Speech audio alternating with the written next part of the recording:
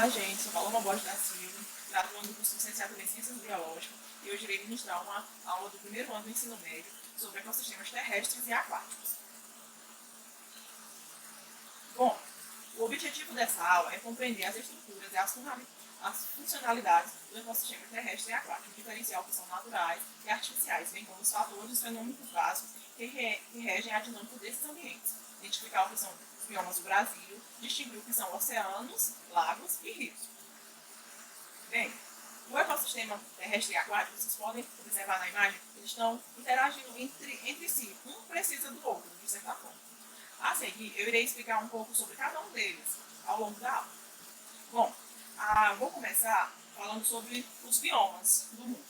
Os biomas, como vocês podem observar no mapa aí, eles são 9. São florestas tropicais, savanas, desertos, polos e altas montanhas, chaparrais, campos, florestas temperadas e deciduais e florestas coníferas e dunas. A seguir eu vou falar um pouco sobre cada um deles. Vou começar a falar um pouco sobre as florestas temperadas. Elas também são conhecidas como florestas pluvial ou florestas úmidas.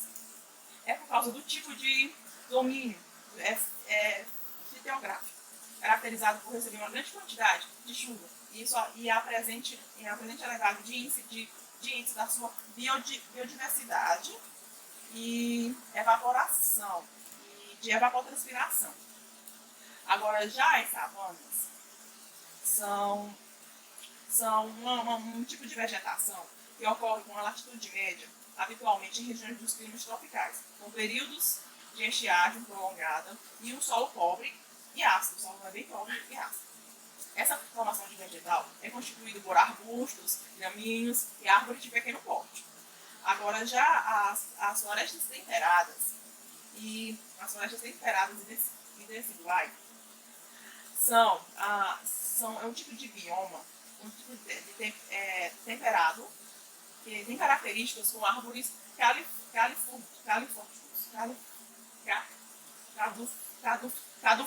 que são árvores com paias, nogueiras e carvalhos.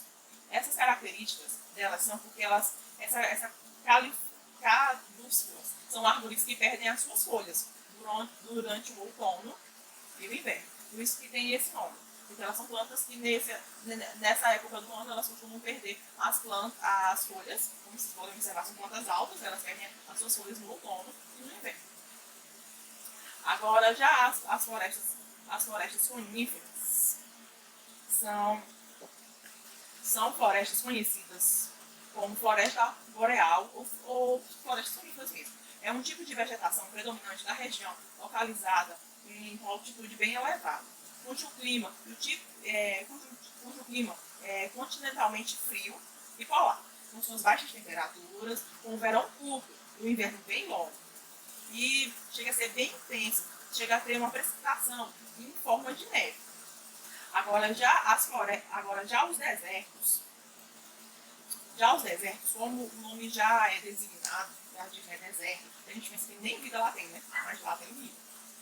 Bom, os desertos são uma região quase desabitada e desprovida de água da chuva ou rios. Essa região abriga ser vivo. Lá tem seres vivos. Apesar de a gente nem chegar a imaginar que lá pode ter, mas tem.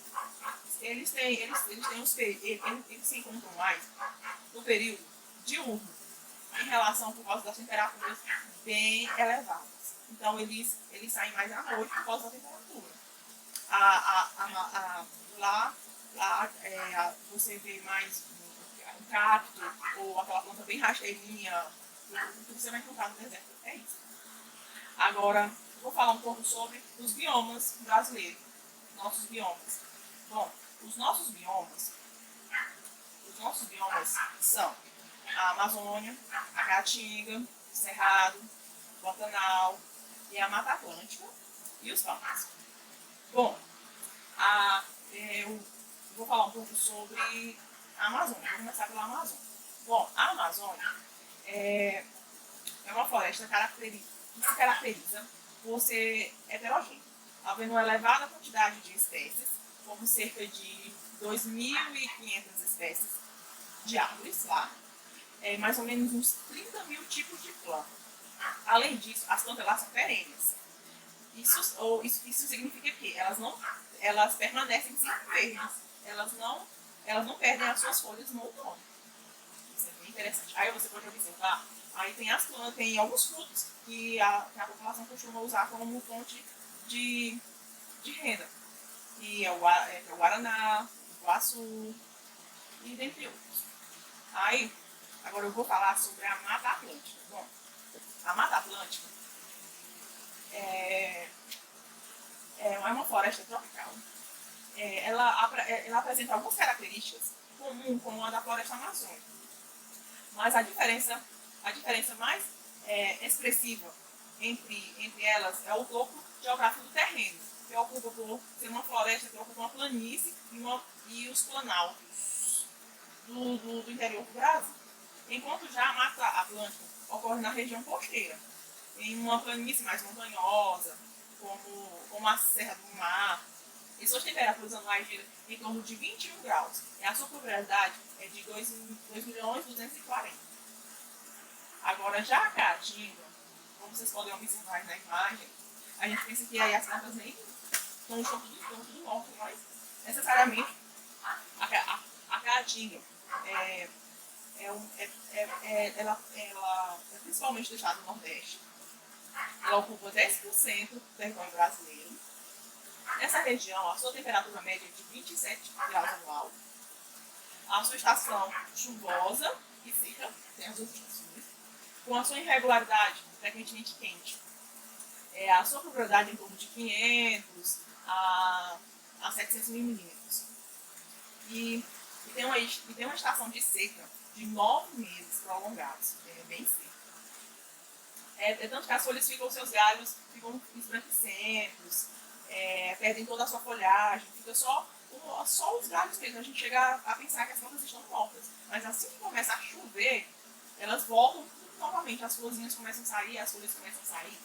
A nossa caatinga tem cerca de 6.000 espécies de plantas descritas. Muitas delas são endêmicas da região. Endêmico significa que só ocorrem naquela região. Por exemplo, tem um exemplar de 87 espécies de cactos na caatinga. 83% são exclusivos do bioma. Só tem a caatinga, como o xique-xique, é um exemplo de um deles. Bom, aí vamos falar um pouco sobre os manguezais. Bom, os manguezais são um ecossistema especial, pois ele é um ecossistema que ele é muito fácil de se destruir rapidamente, mas só basta a água chegar que ele se reconstrói novamente. O nosso manguezal brasileiro é desenvolvido na região litorânea, onde os rios desembocam no mar, desde o Amapá até a Santa Catarina. Ele é extremamente importante, pois o local é um berçário de grande número de animais marinhos. Além disso, ele é fundamental para a produtividade da região. Muitas pessoas tiram seu sustento dali. As plantas típicas desse ecossistema são o mangue verde, o mangue branco e o mangue seripa. E agora, vamos falar do cerrado. Bom, o cerrado, como vocês podem observar, as plantas aí bem retorcidas, meio tortinhas, assim, são as plantas típicas do cerrado. O cerrado é o segundo bioma do Brasil, o segundo maior bioma do Brasil. Ele corresponde a cerca de 24% do território nacional.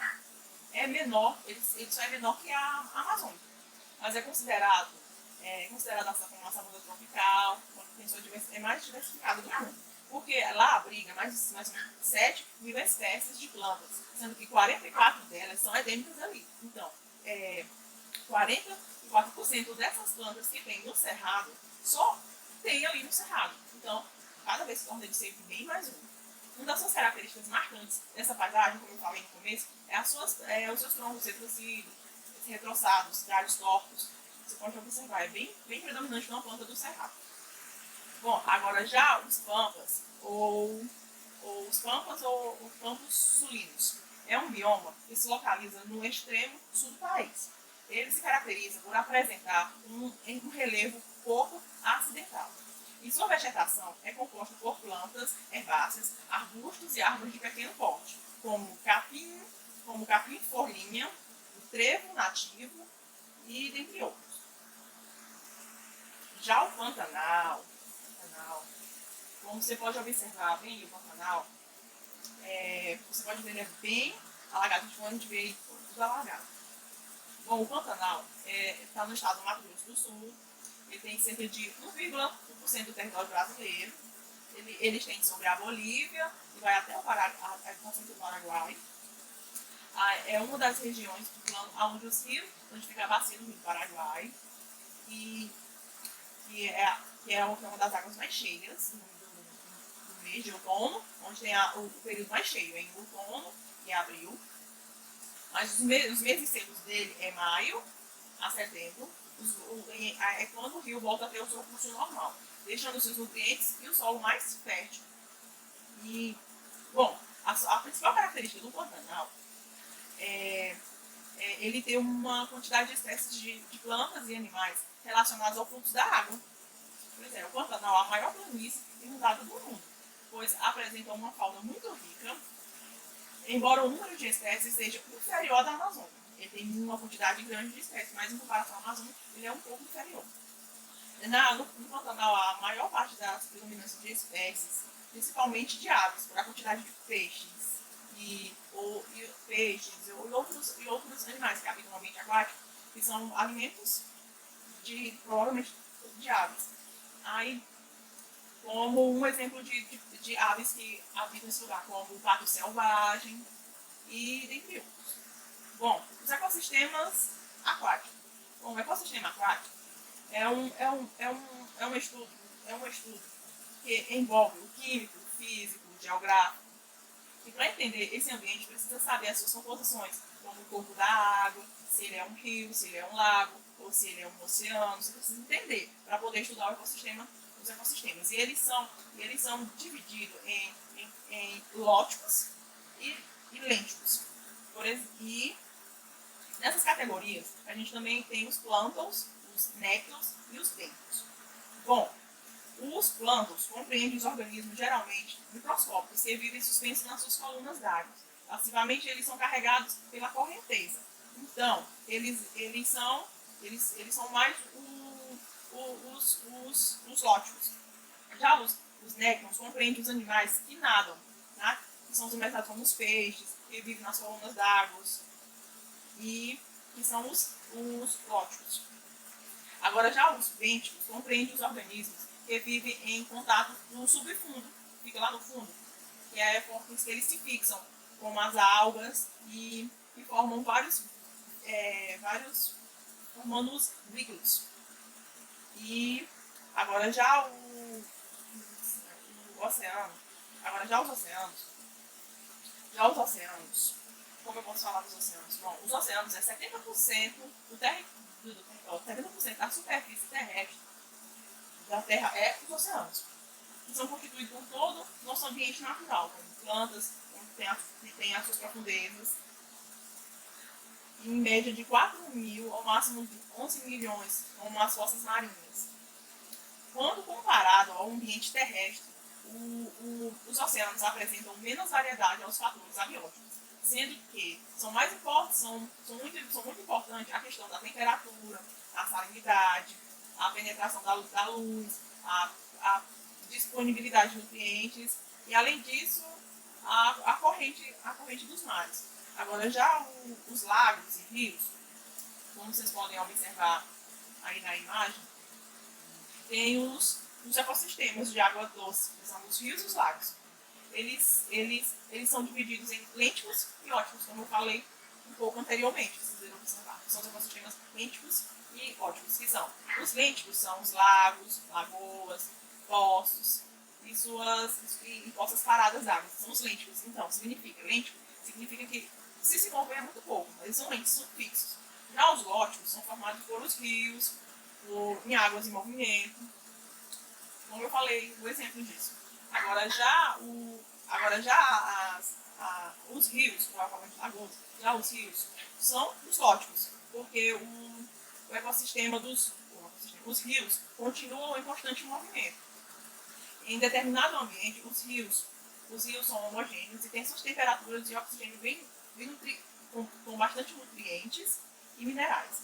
Já a característica desse organismo depende muito da velocidade da água, da água que corre. Por exemplo, como os plânticos. Nesse local existem pequenas algas e mucos que aderem à superfície das pedras, além de animais invertebrados, como corpos achatados ou características que lhe permitem viver sobre as pedras.